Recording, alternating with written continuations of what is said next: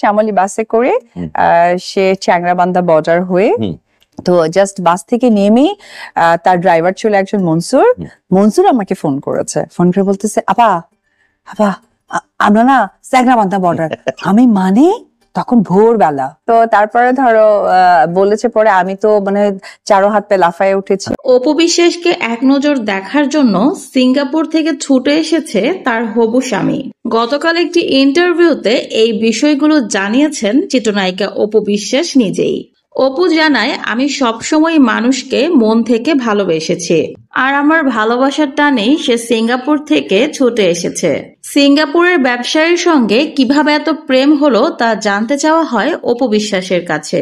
উত্তরে অপু বিশ্বাস বলেন, আসলে কখন কার সাথে ভালো সম্পর্ক হবে সেটা আসলে দিনক্ষণ ঠিক করে হয় না, বা যার সাথে যার ভালো সম্পর্ক হয় সে সেটা নিজেও জানে না।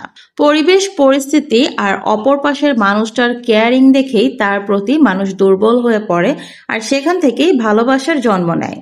একটা সময় শাকিব খান আমার প্রতি অনেক বেশি কেয়ারনেস ছিল, আর সেই জন্যই কিন্তু তার সাথে আমি এতগুলো বছর জড়িয়েছিলাম। তার সাথে আমার বিয়ে, সন্তান, সংসার সবকিছুই হয়েছে। কিন্তু যখনই শাকিব খানের আমার প্রতি তার কেয়ারনেসটা কমে গেল বা একেবারেই চলে গেল বলা যায়, তখনই কিন্তু আমি তার কাছ থেকে মুভ অন করেছি। যতদিন পর্যন্ত আমার মনে হয়েছিল শাকিবের বিন্দু পরিমাণ কেয়ারনেস আমার প্রতি আছে, তখনও কিন্তু আমি তার পাশে থাকতে চেয়েছি।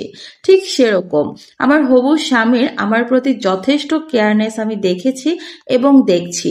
প্রতিটা মুহূর্তে সে আমার প্রতি অনেক বেশি কেয়ার। আমি কি করছি, আব্রাহাম কি করছে, সেটার প্রতিও সে অনেক বেশি খোঁজ খবর নিচ্ছে। আমাদের এক প্রকার দায়িত্বই নিয়ে ফেলেছে বলা যায়। তো এরকম একটা মানুষের প্রতি ভালোবাসা, মায়া আসবে, সেটাই স্বাভাবিক। অপু বিশ্বাস আরো বলেন, আপনারা যদি আরো ক্লিয়ার ভাবে জানতে চান যে কোন দিন থেকে তার প্রতি আমার এই উইকনেস এসেছে, সেটা আসলে বলা মুশকিল। তবে এতটুকুই বলবো, আমরা একসাথে আশা করি ভালো থাকবো। আপনারা সবাই আমাদের জন্য দোয়া করবেন। আমার জীবনটা অতীতে যেমন কেটেছে, ভবিষ্যৎটা যেন সেরকম না হয়। আমি যেন সুস্থ সুন্দর একটা পারিবারিক জীবন কাটাতে পারি।